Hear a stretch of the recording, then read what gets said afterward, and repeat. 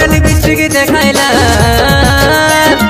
I গরি তোর করা গান হোটেল বৃষ্টিকে দেখাইলা হাই হাই তুই মনকে আমার খায়রে করিলি মুচকি হাসি দিয়ে গো তুই বিজলি गिराली मुचकी हंसी दिए गो तुई बिजली गिराली मुचकी हंसी दिए गो तुई बिजली गिराली मुचकी हंसी दिए गो तुई बिजली गिराली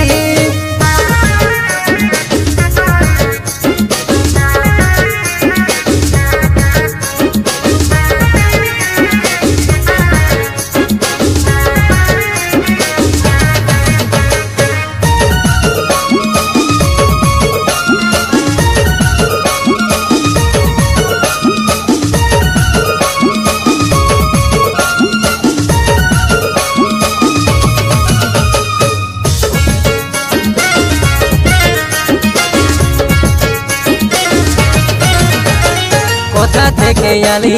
তুই গো সজনী বনের বাগানে আমার ফুল ফুটাই দিলি কোথা থেকে আলি তুই গো সজনী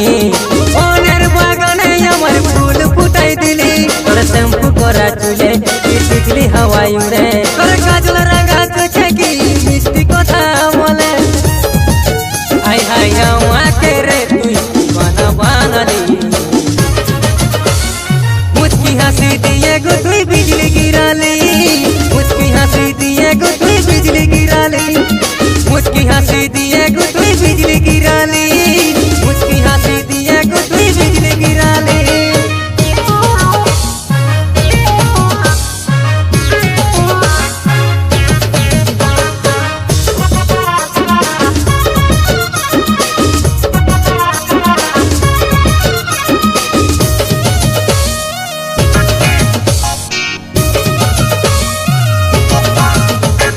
দেখলি যখন তোকে ভুলে গেলি গো নিজেকে